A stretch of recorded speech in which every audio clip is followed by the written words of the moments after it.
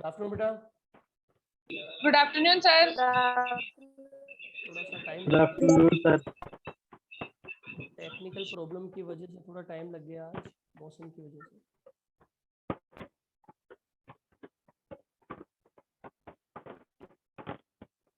ठीक है बेटा,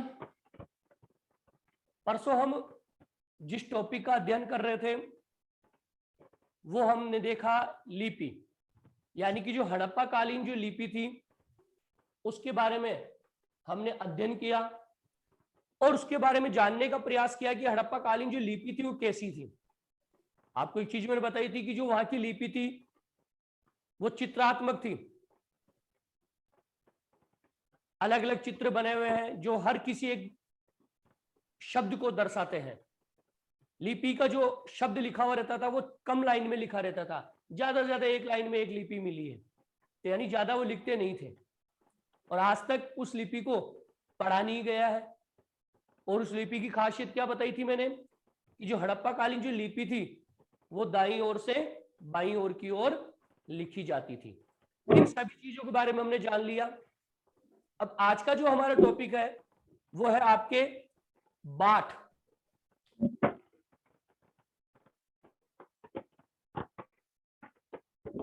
बाठ के नाम से आप खुद चीज से जान जाएंगे कि बाठ जो वस्तु को तोलने के काम में आता है। आज अभी वर्तमान में अपन देख लेते हैं कि आप कोई भी सामान खरीदने जाते हैं, जो दुकानदार होता है वो निश्चित माप का एक बांट रखता है और जो आप मांगते हैं उस नाप को उस बांट की सहायता से तोलकर आपको वो वस्तु दे दी जाती है।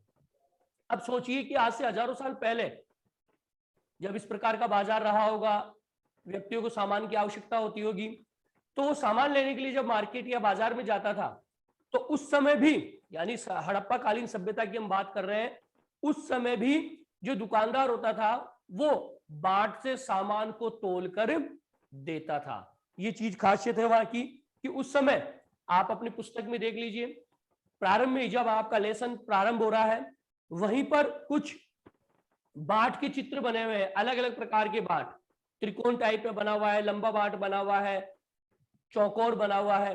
तो वो जो बाट था वो उस समय वस्तु का भार तोलने की क्या होती थी, इकाई होती थी, या तोलने के लिए बाट का इस्तेमाल किया जाता था। अब ये जो बाट है वो चर्ट नामक पत्थर, याद रखेंगे, चर्ट नामक पत्थर, यानी कि जो बाट था हड़प्पा कालीन, वो अभी तो धातु के बाट बनते हैं, लोहे के बाट बन जाते हैं, धातु के जो भी बाट है, लेकिन उस समय जो बाट मिला है वो चर्ट नामक जो पत्थर है उससे निर्मित मिला है। ठीक है, अब उसके बाद में देख लीजिए आप कि जो बाट होता था वो उसका बाट का जो मानदंड था वो दोहरा था। एक तो निचला मानदंड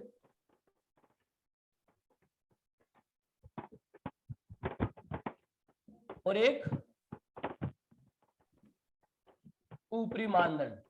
देखिए, एक तो निचला मानदंड था बाट का, जैसे अपने निचला होता है ना 100 ग्राम 200 ग्राम, वैसे तो वहां पर भी दो प्रकार का था। जो निचला मानदंड था वो तो था आपके दिव्य आधारी, दिव्य आधारी,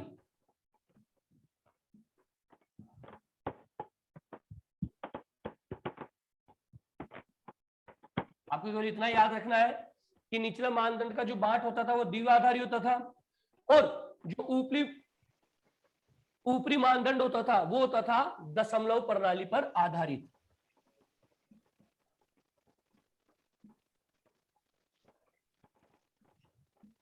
ये दो बाट के रूप हो गए, यानी कि बाट के जो मानदंड थे दो प्रकार के थे, जैसे अपने भी होते हैं भारी, एक तो निचले स्तर का बाट होता है जिसका 2 आधार होता है, और एक दशमलव प्रणाली पर जिसे 1 से 9 तक की संख्या की आवश्यकता होती है। तो निचला मानदंड तो हो गया द्विव आधारी और ऊपरी मानदंड हो गया दशमलव प्रणाली। बाट के बारे में वर्णन आपको यही करना है कि विभिन्न प्रकार के बाट मिले हैं, चर्ट नाम के पत्थर से बाटों को बनाया गया है। जो बाट का जो मानदंड था वो दोहरा था, एक तो निचला मानदंड और एक ऊपरी मानदंड।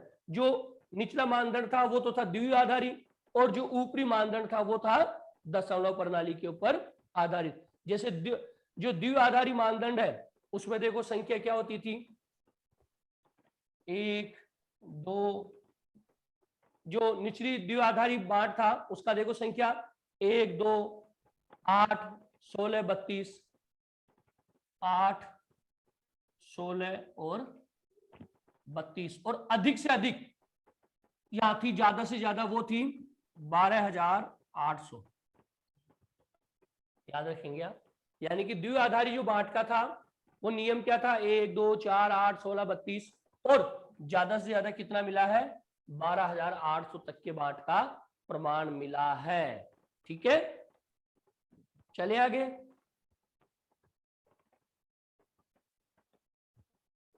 बेटा आवाज आ रही है?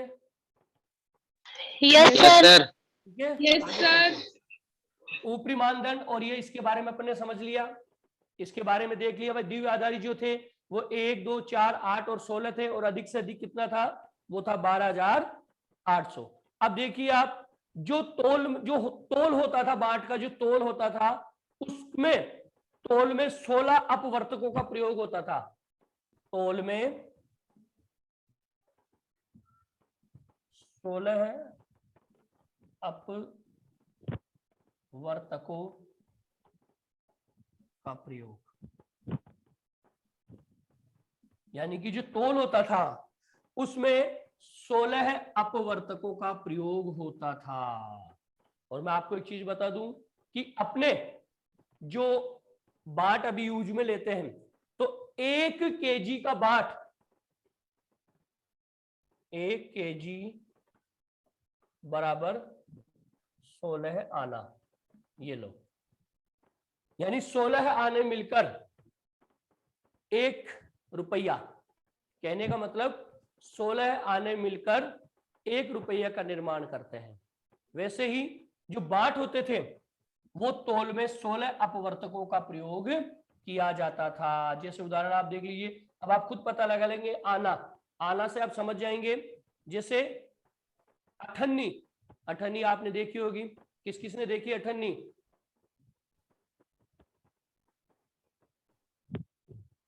मैंने। देखिए अठन्नी। Yes, sir. अठन्नी का मतलब क्या है, 8 और अन्नी, 8 अन्नी, 30 यानी पैसे। 8 आना बराबर 50 पैसा। अठन्नी। और चवन्नी किसने देखी है? देखिए सर, नहीं देखिए देखी, बंद हो गई चवन्नी। देखिए, पहले मतलब पढ़े हैं अभी दादा जी के पास। अच्छा, पढ़े हैं क्या? शाबाश। हाँ, तो वो क्या है, अब आप खुद देख लीजिए, उसका अंदाजा लगा लीजिए आप कि चवन्नी 4 आना बराबर 25 पैसा चवन्नी, अठन्नी 8 आना बराबर 50 पैसा, और 16 आना बराबर 1 रुपया। तो जो बाट का जो तोल का जो होता था उस समय, उसमें 16 अपवर्तकों का प्रयोग किया जाता था। ये चीज यहां पर आप समझ लीजिए। ठीक है, आगे चले। Yes sir. अब देख लीजिए, आगे चलते हैं अपन, ये सारी चीज समझ ली अपन ने। अब जब वहां पर खुदाई की गई तो धातु से बने तराजू भी मिले हैं।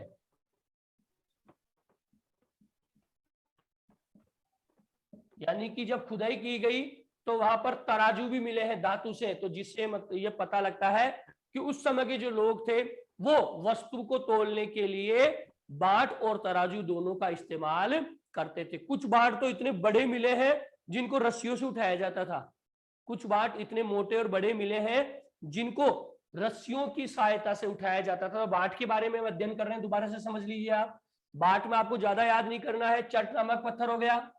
2 मानदंडों के आधार पर बाट का निर्माण होता था, एक तो द्विआधारी और एक दशमलव प्रणाली। द्विआधारी का बता दिया मैंने, सर्वाधिक, और बाट का आकार किस प्रकार से होता था, 1 2 4 8 16 32। ठीक है, इस बाट के आकार में आप कोई भी वस्तु का तोल कर सकते हैं। आप खुद देख लीजिए, आप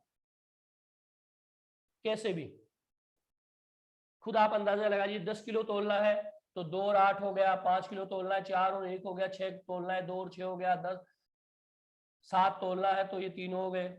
ठीक है, 9 तोलना है तो 8 और 1 हो गए। तो कितना तरीके से इस चीज को सेटल किया था कि हर चीज का नाप और तोल किया जा सके। आज भी आप देख लीजिए, 100 ग्राम 50 ग्राम 10 ग्राम के बांट से लेकर अपने पास बहुत भारी बाट का प्रकार मिल जाता है। आज तो हालांकि कांटा लग गया, जो कांटे में आप किसी टनोटन माल तोल सकते हैं, लेकिन बाट की बात अगर हम करें तो उस समय जो बाट की जो गणित होती थी वो इस प्रकार से होती थी जिसमें हर प्रकार का तोल सकते थे। तो आज भी आप देख लीजिए 10 ग्राम से लेकर 50 किलो 100 किलो तक का बाट मिल जाता है। तो ये हो गया दशमलव प्रणाली और द्विआधारी प्रणाली। अब तोल में आप लिखेंगे कि तोल में 16 अपवर्तकों का प्रयोग किया जाता था। 16 अपवर्तकों का मतलब 1 रुपया अगर है तो उसमें 16 पैसा आना है। 16 आना बराबर 1 रुपया और 8 बराबर 8 आना, ठीक है, 54 बराबर 4 आना। तो ये 16 अपवर्तकों का प्रयोग किया जाता था। और खुदाई के दौरान जो धातु से बने हुए तराजू हैं वो भी मिले हैं। उसके बाद में कुछ ऐसी चीजें मिली हैं जो भी नापने के काम आती है। कई छड़े मिली है, छड़े जो छड़े होती थी वो आती थी नापने के काम, नापने, यानी कि ये तो तोलने के लिए हो गया, बाट तो तोलने के लिए हो गया। अब किसी चीज को नापना है, भाई यहां से वहां तक की दूरी कितनी है, कितनी डिस्टेंस है, तो उसको नापने के लिए जो यंत्र काम में लिया जाता था वो होती थी उस समय की छड़। यानी ऐसी कुछ छड़ें मिली है जिसके ऊपर कुछ आकृतियां, ये चिन्ह बना हुआ है जो ऐसे दिखाता है कि ये दूरी को दिखा रहा है। जैसे आपका स्केल देख लिया, आप स्केल के ऊपर लिखा हुआ रहता है इंच सेंटीमीटर, जो भी सारी चीजें, उससे आप दूरी को नाप सकते हैं। तो उस समय भी कुछ छड़ें मिली है जिनके ऊपर कुछ संख्याएं या चिन्ह अंकित है जो कि हो सकता है कि उस समय नापने के काम में आती है। और छड़ से रिलेटेड मैं आपको बता दूं, अपन तो स्केल तो छोटी सी चीज है, आप टेलर के पास जाइए कपड़ा सिलवाने वाला जो टेलर होता है उसके पास इतनी बड़ी छड़ होती है, लगभग इतनी बड़ी छड़ होती है, लंबी सी, 1 मीटर 1.5 मीटर के लगभग। तो वो उस प्रकार की जो छड़ें हैं वो हड़प्पा कालीन सभ्यता के दौरान मिली है, जिससे अंदाजा लगाया जाता है कि उस समय दूरी को नापने के लिए किसका प्रयोग किया जाता था, छड़ों का प्रयोग किया जाता था। यहां तक क्लियर हो गया?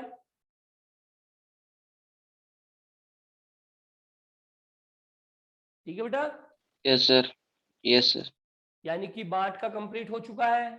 इसमें कोई दिक्कत हो, ज्यादा कुछ नहीं देखना है, आपको वर्णन करना है, उलझना नहीं है, शब्दों में नहीं उलझना है, आपको केवल ये बताना है बाट इस प्रकार के बनते थे, इस पत्थर के बनते थे, 2 मापदंड से बाप बना जो बाट थे वो 2 मापदंड से थे। एक तो जो निचला मानदंड था वो तो द्विआधारी था और ऊपरी था दशमलव प्रणाली।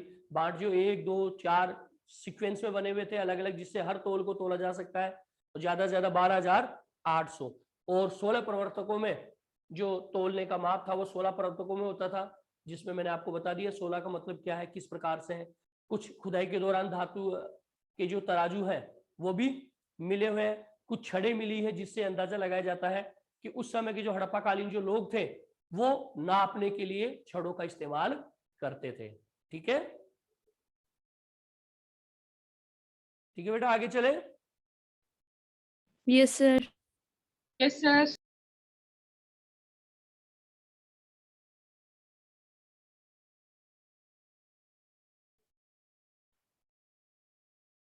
अब आपके कौन सा टॉपिक आ रहा है? प्राचीन सत्ता। प्राचीन सत्ता। पाठ हो गया। अब हो गया आपके प्राचीन सत्ता, यानी कि उस समय सत्ता किस प्रकार की थी। ये बड़ा एक क्वेश्चन है, उसको हम जानने का प्रयास करेंगे कि सत्ता थी या नहीं थी, कोई राजा था या नहीं था, या प्रशासन की व्यवस्थाएं कौन संभालता था। प्राचीन सत्ता देख लीजिए, प्राचीन सत्ता के बारे में अध्ययन करने जा रहे हैं हम। अब जो यहाँ की जो प्राचीन सत्ता थी, ये कहा जाता है कि हड़प्पा कालीन जो प्राचीन सत्ता थी वो क्या थी, कठिन और जटिल फैसले लेती थी। पहला हो गया कठिन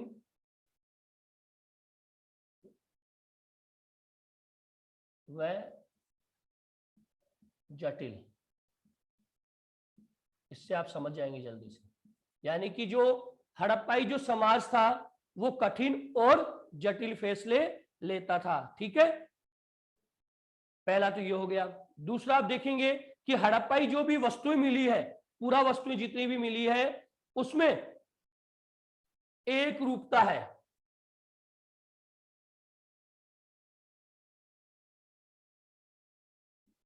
पूरा वस्तुओं में एक रूपता।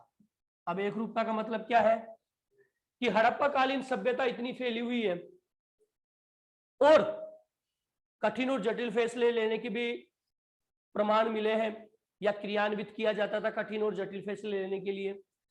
पूरा वस्तुओं में एक रूपता, जो भी खुदाई के दौरान वस्तुएं मिली है उनमें हड़प्पा कालीन अलग अलग जगहों पे आप चले जाइए, चाहे धोलावीरा चले जाइए, लोथल चले जाइए, शोरतगुई में चले जाइए, आप जम्मू कश्मीर से लेकर गुजरात तक, कहने का मतलब जो हड़प्पा कालीन क्षेत्र था वहां पर कुछ ऐसे वस्तुएं मिली है जिनमें एक रूपता देखने को मिली है, जिसका उदाहरण आपकी है ईंट। जो ईंटें मिली है हड़प्पा में भी सेम ऐसी की ऐसी ईंटें थी, और जो धोलावीरा थी उसमें भी सेम ऐसी की ऐसी ईंटें थी, या शोरतगुई जाओ वहां पर भी, नागेश्वर में चले जाओ वहां पर भी इस प्रकार की ईंटें मिली है।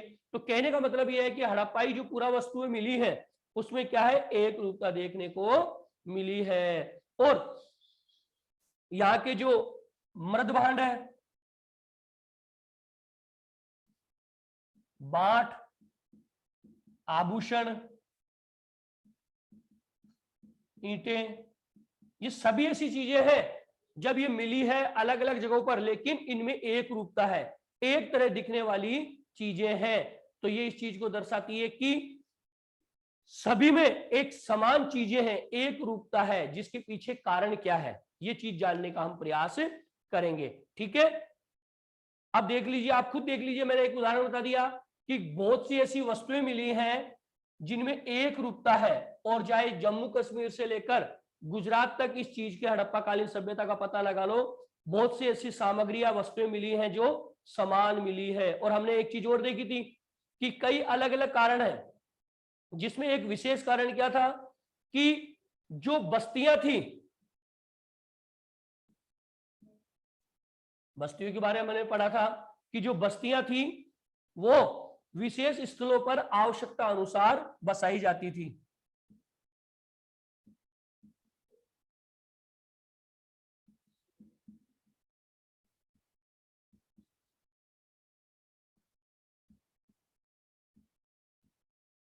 यानी कहने का मतलब हम ये जानने का प्रयास कर रहे हैं कि क्या वहां पर राजा था। हो सकता है कि पूरे हड़प्पा कालीन जो सभ्यता थी वहां का एक ही राजा हो, या हो सकता है कि हर प्रांत का अलग अलग राजा हो, जैसे धोलावीरा का अलग राजा हो, लोथल का अलग राजा हो, शोरतगुई का अलग राजा हो, नागेश्वर का अलग, बालाकोट का अलग, या हो सकता है राजा हो ही नहीं। लेकिन ये चीजें सोचने की वो मजबूर करती है, अगर राजा नहीं होगा तो इस प्रकार की जो कार्य हैं वो कैसे होंगे। उसका एक उदाहरण आप देख लीजिए खुद कि आज अगर अपने कोई व्यक्ति मुखिया नहीं है तो कोई भी कार्य ग्रामीण मिलकर एक साथ नहीं कर सकते। वो क्या कहेंगे, मुझे तो काम है। जैसे आप अपने गांव में देख लीजिए, या सोसाइटी में, या अपने कस्बे में देख लीजिए, साफ सफाई का काम करना है या किसी चीज का निर्माण करवाना है, तो बहुत से लोग अलग अलग बहाने बनाएंगे कि मेरे पास पैसा नहीं है, मेरे पास टाइम नहीं है, मेरे तो छुट्टी नहीं है, तो ये कई चीजें लगाएंगे। अगर यही चीज एक ऐसा व्यक्ति कहे जो आपका लीडर है, आपका नेतृत्व कर रहा है, तो आपको सबको वो कार्य करना पड़ेगा।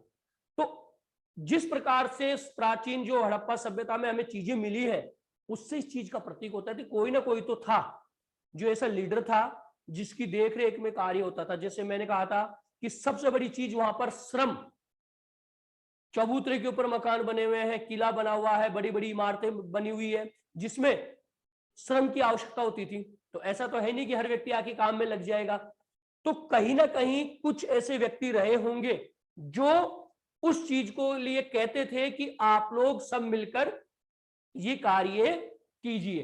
तो हम प्राचीन सत्ता के बारे में जानने का प्रयास कर रहे हैं कि हड़प्पा कालीन जो प्राचीन सत्ता है उसमें क्या राजा था या नहीं था। अब होने के प्रमाण क्या है, सबसे बड़ी चीज कि कठिन और जटिल फैसले हर व्यक्ति नहीं ले सकता, कठिन और जटिल फैसले, प्लस पुरातत्व विभाग के द्वारा जितनी भी वस्तुएं खोजी गई है या जो प्राप्त हुई है उन सभी वस्तुओं में एक रूपता। धोलावीरा में वही चीज सेम दिखने वाली ईंट है, आप शोरतगुई में चल जाओ तो वही सेम दिखने वाली ईंट है। इसका मतलब एक रूपता है। तो हो सकता है कि एक राजा हो जिसने समान ईंटों का दे दिया कि भाई हाँ यहां पर भी ये ईंट बनेगी, वहां पर भी ईंट बनेगी, वहां पर भी ईंट बनेगी। अगर अलग अलग राजा होते तो वो उस चीज को क्यों अपनाता, वो अपनी तरफ से कुछ करता। तो ये प्रमाण हम देखने का प्रयास कर रहे हैं कि वहां पर जो सत्ता थी उसके ऊपर क्या एक राजा था या अलग अलग जगहों पर अलग अलग राजा थे। प्लस जो बस्तियां बनी है, एक चीज बताई मैंने आपको कि जो बस्तियां बनी वो किस हिसाब से बनी, आवश्यकता के आधार पर शिल्प उत्पादन करना है। हर जगह तो बस्ती नहीं बनी।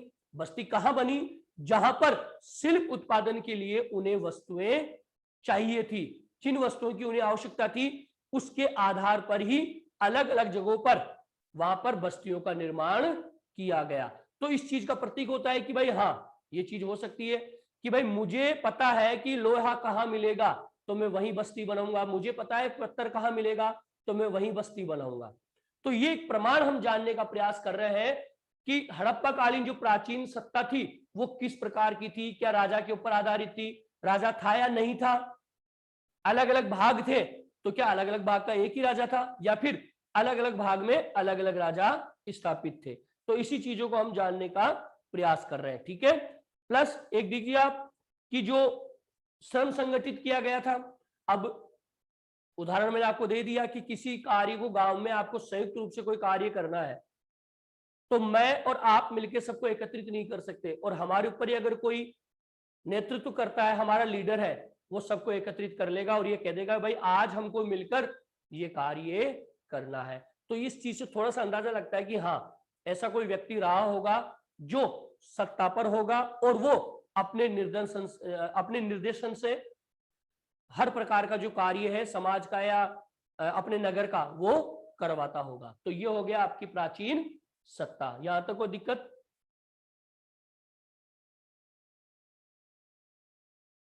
बेटा समझ में आ गया?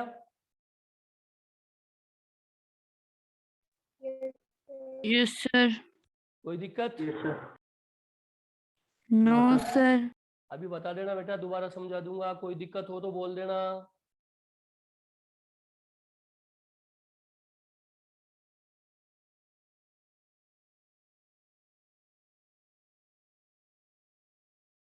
आगे चले। Yes sir.